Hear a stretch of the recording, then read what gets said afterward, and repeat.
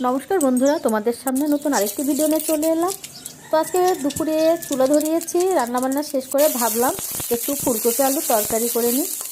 ভাবছি বিকালে কয়েকটা ঝাল সিঙ্গারা বানাবো। তো আলু কপিটা ছোটো ছোটো করে কেটে নিয়ে দেখো কড়াইয়ে তেল গরম করে শুকনো মরিচ, তেজপাতা, জিরা, পেঁয়াজ, কাঁচামরিচ দিয়ে একটু ভাজা ভাজা করে কপি আলুগুলো দিয়ে দিলাম। সঙ্গে দিয়ে দিচ্ছি 1 চামচ মরিচের গুঁড়ো, দিয়ে দিলাম 1 চামচ ধনিয়া গুঁড়ো আর আদা বাটা দিয়ে ভালোভাবে কষিয়ে একটু ভালোভাবে নেড়েচেড়ে নিয়ে পরিমাণ মতো ঝোল দিয়ে দিলাম। তারপর ঝোলটা শুকিয়ে একদম পুর রেডি করে নিলাম। পুলি পিঠা বানাবো আর কি, ঝাল পুলি।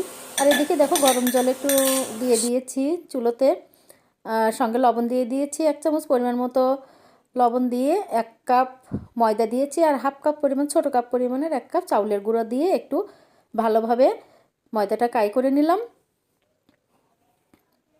পুলিটা বানানোর জন্য।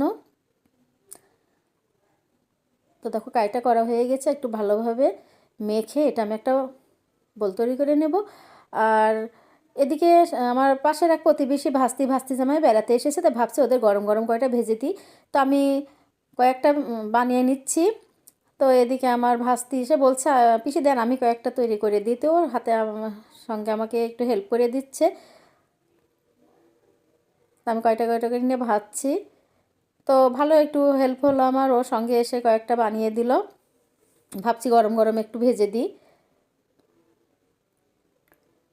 আমাদের এই জামাই আবার মিষ্টি কিছু বেশি পছন্দ করেন, একটু ঝাল ঝাল পছন্দ করে। তো ভাবছি ঝালই কিছু করে দিই আর একটু এরপর নুডলস করে দেবো একটু। তো মোটামুটি অনেকগুলো বানানো হয়ে গেছে, এবার ভেজে নেব। রান্নাঘরে চলে এলাম, কড়াইয়ে তেল দিয়ে আমি একে একে পুলিগুলো ভেজে নিচ্ছি। তো বন্ধুরা, ভিডিওটা তোমাদের কেমন লাগছে বা কেমন লেগেছে অবশ্যই কমেন্টে জানিও। পরবর্তী ভিডিও দেখার জন্য অবশ্যই আমার পাশে থেকো। ধন্যবাদ সবাইকে।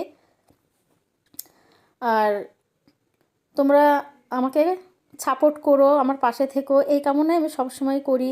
তোমাদের ভালোবাসাটা বিশেষ জরুরি। এখানে বিদায় নিচ্ছি তোমাদের ভালোবাসার আশায়, তোমাদের সাপোর্টের